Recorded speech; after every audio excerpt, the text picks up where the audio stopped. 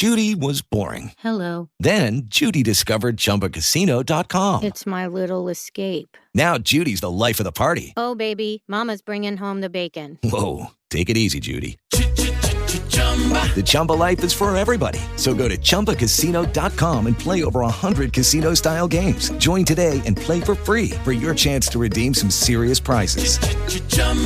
ChumbaCasino.com. No purchase necessary. Void where prohibited by law. 18 plus terms and conditions apply. See website for details. Hello, it is Ryan, and I was on a flight the other day playing one of my favorite social spin slot games on ChumbaCasino.com. I looked over at the person sitting next to me, and you know what they were doing? They were also playing Chumba Casino. Coincidence? I think not. Everybody's loving having fun with it. Chumba Casino is home to hundreds of casino-style games that you can play for free anytime, anywhere, even at 30,000 feet. So sign up now at ChumbaCasino.com to claim your free welcome bonus. That's ChumbaCasino.com and live the Chumba life. No purchase necessary. VGW. Void where prohibited by law. See terms and conditions. 18 plus. Due to some violent content, parental discretion is advised.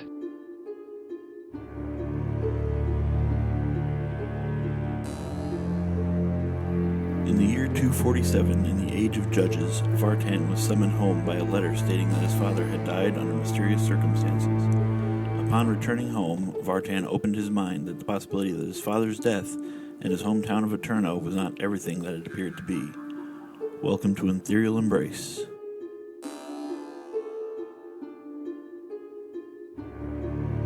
I once helped a man cross over who had 6 cats. His dying wish was that I kept the cats safe. It took me 6 months to rehome those cats. Why doesn't Eterno have any cats? That's strange.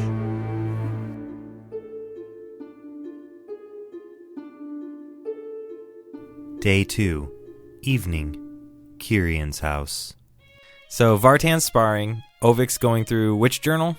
Journal number 1. Sure. So the first journal, I think, was the one that had the new people coming to town, which was Bastile's meetings. And then the second journal had information about Cody coming and assumptions about where Cody's from. Okay, so let's do this. We'll start off with journal number 1. So that was new people coming to town. Throughout the journal, while you're flipping through it, while Vartan is sparring, and while Baya's doing her own journal, you see in there that Bastile had come into town and had a immediate conversation with Kiirion. Kiirion notated in there that he had concerns about Bastile's line of questioning, and that he had planted some deceptions into Bastile's head, and he felt bad for lying to Bastile about it, because Bastile is a priest of Greyhawk, and while Kiirion was not a huge believer, lying to one of the clergymen just felt kind of gross. So he tried his best to be evasive, but definitely planted some seeds of miscommunication in there. He also said that he had good conversations and at first thought that Bastile was in town to really just check up on the church and check up on Telmika.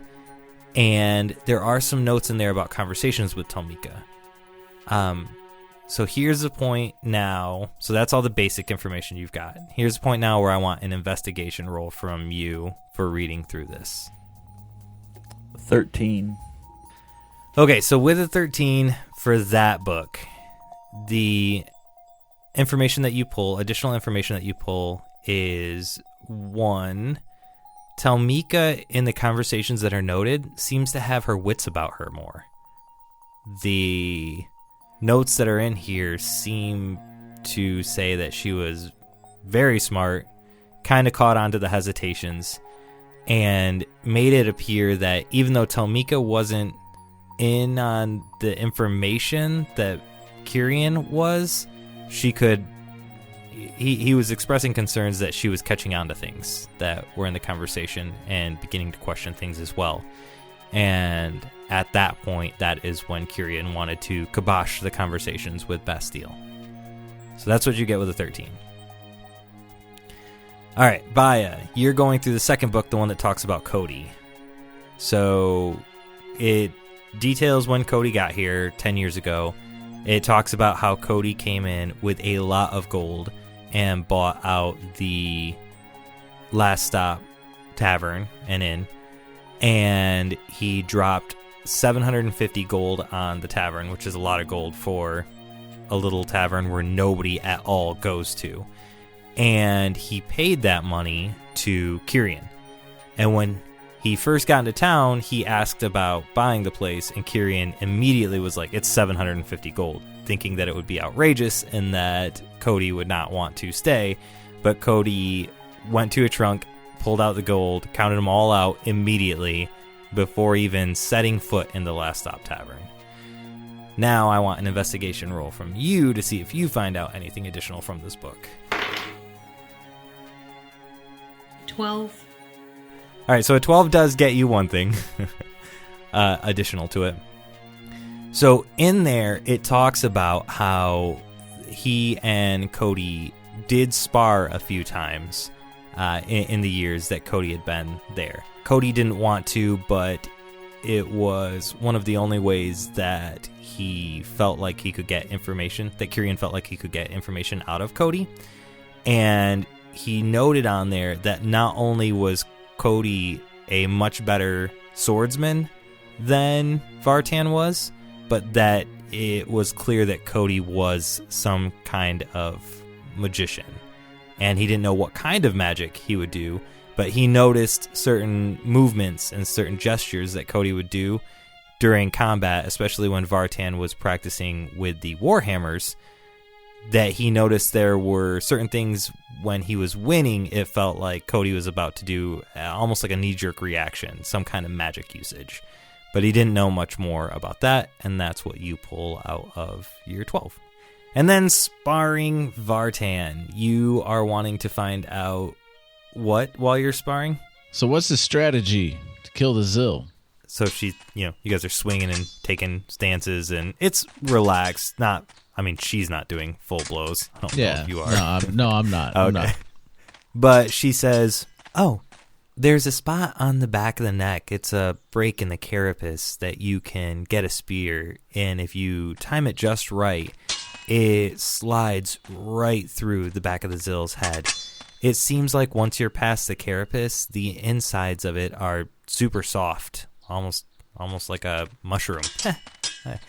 And so once you spear it, it goes down quickly, almost like it hits a spine or a nerve ending, even though I'm not sure that it has a full spine. I don't really know the anatomy of it.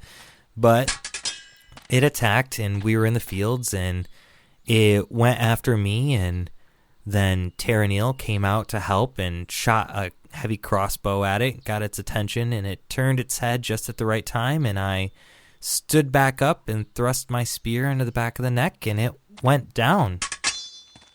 When it did, the two other Zill that were in the town or in the fields took off running, and we didn't lose anyone that night. All right. There hasn't been any more coming into town since then, or just less of them? Not since then, no. But, there were definitely two more that left, and they haven't been back yet, but I don't know where they're hiding. Where did they run to? What part of town? Or what out of what part of town?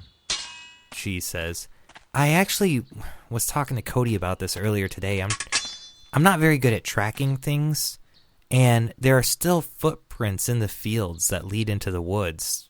And I asked Cody if he could show me how to track the creatures back there and maybe hunt them down. But Cody said there's a good chance that they left the plane and we should leave trouble where trouble lies. They haven't been back yet, and until they are, he said he wasn't going to help me with it. You know what? I know these woods pretty good. Almost like they talk to me. So, or I guess more like they listen to, or they know what I'm saying and they kind of guide me. Wow. So that might be able to help us. If you could, when we get done here, we can head out to those tracks. Yeah. Shortly after we get done here, I'll probably eat some of the snacks that I brought with me and start my shift over at Timorin's farm. So makes sense to me. All right. Y'all hear that? You stab them in the back of the neck or get their attention and I'll stab them. So it's about dinner time, right? Yeah, it was about dinner time when you guys came out to start sparring. Yes. Do we want to call it a night, or do we still want to go and try to talk to Greystone before it gets much later? Anyone have a preference? I mean, I'm okay with walking into his office and smacking him around until he tells us what he's hiding from us. Is there any like food carts or anything like that on the way? Or is the tavern like the only place to eat? Well, there's the tavern, but you could also stop by the bakery. Would be there. They would have some food that you could munch on. Just eat on the way, yeah. Yeah. And they've got typically like a bread cart out front, and they've also got some fruits and vegetables that are on the bread cart, so you could, quickly pay for some bread and some fruits and veggies and continue walking on through. See, I figured we could do that on the way to. Do y'all want to talk to Gray? Yeah, I'm ready to go. I appreciate the sparring match and all the information too. So you're gonna be posted up at Terranil's farm. You said? Nope, I'm actually over at Timorin's farm tonight. Timorin's farm. All right, and that's where that's where the tracks are, right? Yep, that's where I've been working. So Brass Cane's got about 5 guards right now that he had under him that were from before, but he's recruited about 5 more newbies. So he's trying to spread us out. Three of his guards over on Terranil's farm, and then me and 2 of his other guards on Timorin's farm. And then the newbies are kind of spread out too with their heavy crossbows to, if they see anything. But yeah. Do y'all have a system for alerting each other? We do. I mean, the stands are all within eye shot, but on the back of the stands there's a spot for torches, and then we really just call out. I mean, you can hear from the different farm areas. Okay. Well, y'all want to head back over to after we go back into town and get some food, or get the center of town and get some food? You want to head out to Terranil's farm for watch? Yeah, that sounds good. I think we have more important things to do than. Well, I'm thinking more about the following those tracks and seeing where the Zill are going. Do you want to do that in the dark? Hey, y'all can see. Baya can see 120 feet. Do I have? I think I have dark vision. Yeah. I think everybody has it but me. But I don't mind using a torch. I have the light cantrip. I don't know if wandering into the woods full of demons is. Oh, there's only 2 of them, night. and we know how to kill them now. Do we know there's only 2 of them? I feel like solving your father's murder is more important than standing watch to protect these people. They've got enough guards, they can stand watch. Nobody else is investigating your father's murder. Yeah. But do they have enough guards that know how to kill the Zill? Well, my thing was heading into the woods and maybe looking for clues out there. If Magno hasn't shared that information with the rest of the guards, then she's worthless too. I mean, that's fair.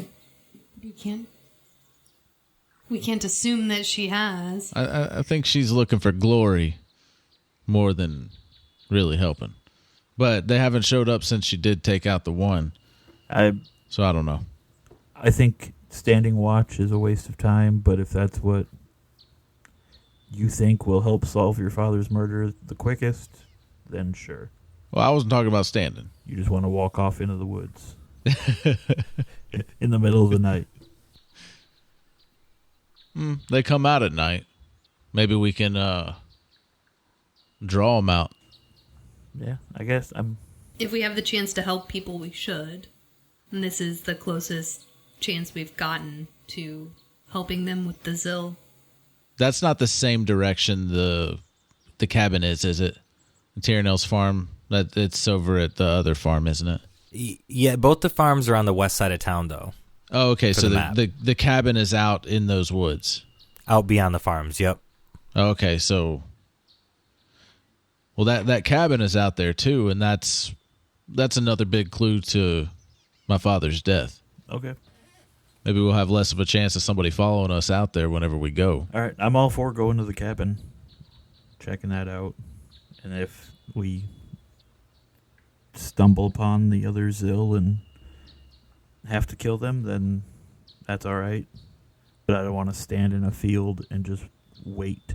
No, I don't want to do that either. Until something happens. No, I'm looking at the tracks, or not looking at them, but I'm thinking about the tracks going out into the woods, cabins in the woods. Father was found dead out in the woods. That's my mindset on that. As Magno leaves, you guys also remember that you found the key to the lockbox, and you can look at what's inside before you head into town. Do we want to I do that, hold though? up the yeah, I hold up the key and say, well, I'm not sure that this is the right thing to do, but we have the capability to open the box now. Yeah, I think if anybody's trying to get the better of us, I think we could handle them. I don't know. There is that Emery guy. If he's able to cast that spell inside of that stone, he must be pretty powerful. But let's go for it. I'm just going to hold the box. Baya's gonna put the key in the, she's just gonna put the key in the box. All right. Hope that it's not a trap. Nah, open it up. No, all right. Fireball. You open up the box, and inside there are 3 beautiful, perfect-looking stones. The first stone is a smooth, rainbow-colored, egg-shaped stone. The other stone is a polished agate stone. Am I saying that right? Agate stone? Yeah. The other stone is a polished agate stone. I do believe it's pronounced agate. Agate. Domo. Agate. And then the third stone is a red ruby looking stone, but it's not a ruby. It's just that color red. But we don't know what kind of stone it is. You're going to have to make Arcana checks to see what kind. 9. All right. I'm useless. 18. So we'll do 18 for the first one. You recognize that. 15. Okay. Yeah. So 15 gets it for the second stone. And then third stone. Do you guys want to roll for? 20. Oh, geez. Okay. Yep. So you guys recognize all 3 stones. So Baya, you recognize the very first stone, the rainbow-colored egg-shaped stone, is a dispelling stone. This stone can be thrown up to 30 feet, and it explodes in a 10-foot radius of magical energy, and any spell that's active of 5th level or lower ends. Oh. The Lux stone is a +1 bonus to ability checks and saving throws. It's a stone of good luck. And that's the polished Is it just permanent? agate. Yeah. Agate. Agate. In the ruby?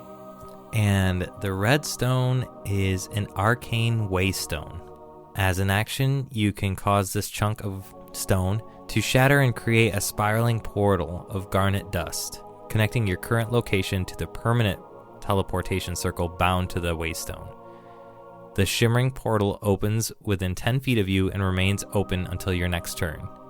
After the portal closes and the waystone reverts back into a chunk and then appears in your hand, it cannot be used again until next dawn. These are the 3 very important things that Kiirion left to Vartan. We have no way of telling where the waystone spot is. Do we? Nope, not yet. There is a rune on the back of the waystone, much like there was the spell runes on the spell stone.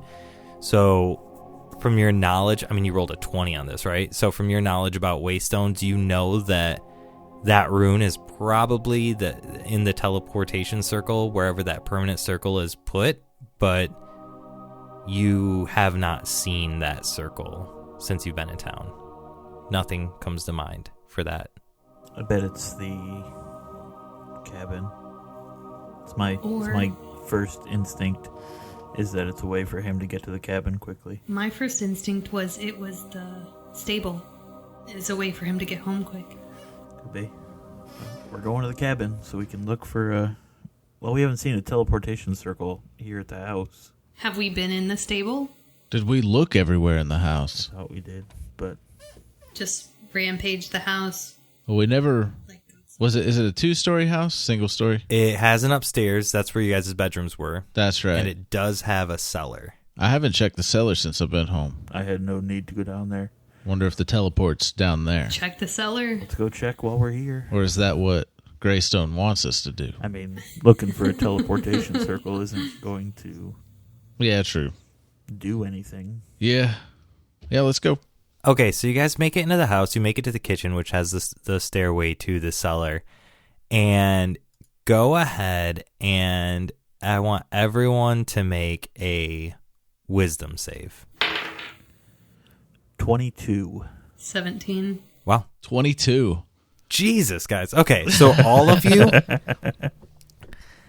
you feel this energy that kind of pushes you away from the cellar door. Like you didn't want to go down there. Like you start walking towards it and you immediately get that feeling of there's nothing in the cellar. There's no reason for us to go down there. But it quickly fades away as soon as you touch the handle to the cellar door, and you guys made your save. You broke past that barrier. All right. And you walk down the steps to the cellar. There aren't any interior walls in the cellar. There are only exterior walls and support beams. So there are racks of wine in the cellar that are down there. And there's also places for you guys to put food stocks if you had them, like, potatoes, stuff like that. But they're empty right now. And you do notice in the far back corner, there are some bricks that are kind of crumbled on the ground in what looks to be almost a rectangle section. So you can't see the ground back there, but it's back in the corner. So the bricks are loose? The bricks are loose, the ones that are on the ground. They're kind of stacked up. Like they come up maybe 1.5 feet off the ground in like a rectangle. Oh, in a rectangle. Can I roll to see if I notice any magic or traps? Yep. So rolling for that would be survival for traps or arcana for magic. So 2 separate rolls. Which one do you want to do first? I'll do arcana first. 21. Okay. You do recognize the aura of magic, but the magic that you're kind of getting down here doesn't seem like a harmful magic, like explosion type magic that you're aware of. And coming down to the basement looking for a portal, permanent portal area, feels like it could be that type of magic. Okay. And then survival. Yep, for traps. 4. And you're very confident down here in the cellar that there are no traps as well. Hey, you all, it's very safe. All right, so who's taking lead then? Baya will. I mean, she's super confident, right? Yeah, yep. Yeah, she walks over to the bricks and starts pulling away at them. So you walk over to the bricks, and once you get to the bricks, you can actually see over them. There is a teleportation circle on the ground in the middle of the rectangle. It doesn't take up the entire rectangle of flooring over there, but there is a circle that matches the symbol. In the middle of that circle is another waystone. Baya goes and picks it up. Okay, if you step over the bricks, I need you to make a dexterity saving throw. 11. 11 is not going to do it. So you step over and your foot lands on a plate, a switch plate that is separating. So you had to step over the wall, and when you stepped, your foot landed on a plate, and a large stone shoots from the side of the wall. So you take 8 points of damage as this stone shoots out from this construct that hits you right in your left shoulder. Wow. As you stepped over the small bricks. 8 damage. Yeah? Yep, 8 damage. I'll cast Healing Word, and she gets 5 of it back. You all right? Thank you, Ovyck. I think that these stones don't just transport people, but they may also lay traps when you try to pick them up.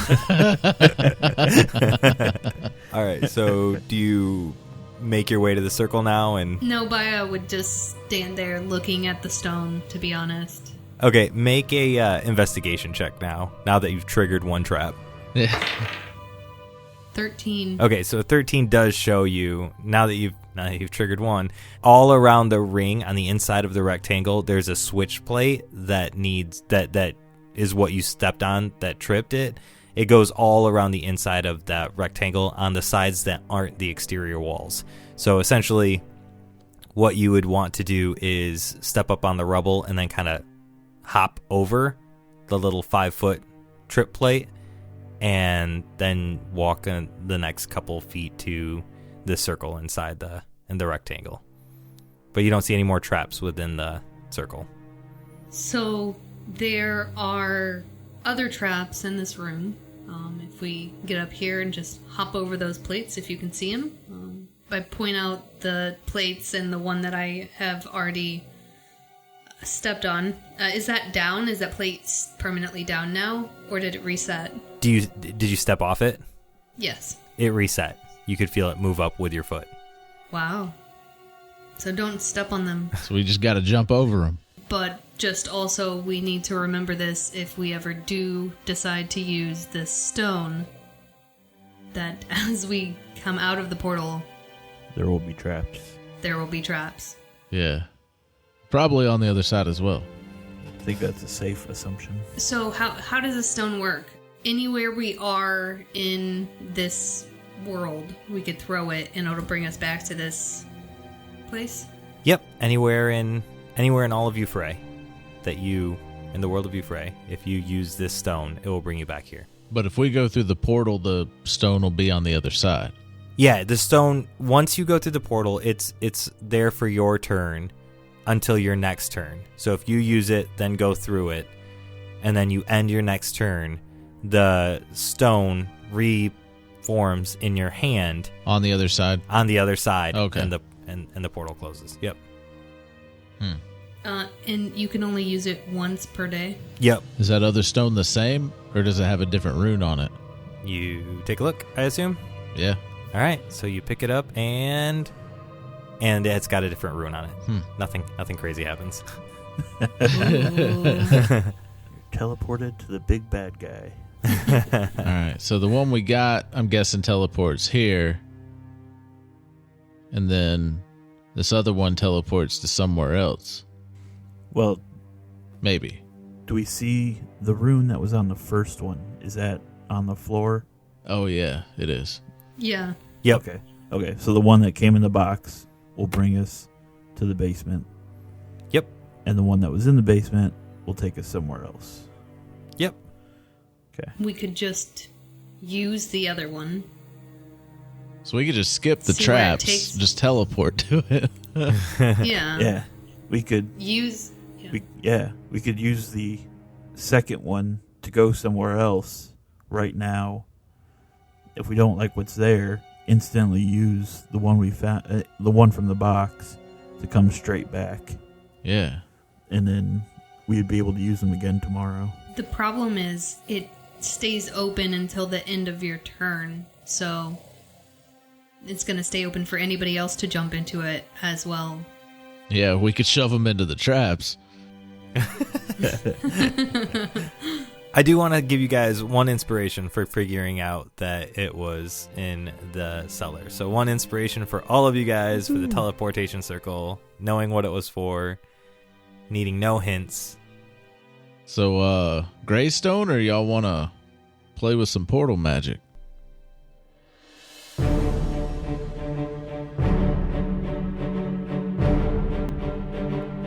Thank you for listening to this episode of Ethereal Embrace, and a Fool's Quest production. Vartan the Furbolg fighter is voiced and played by Adam Culbertson. Baya Rustin, the half-elf sorcerer, is voiced and played by Tisha.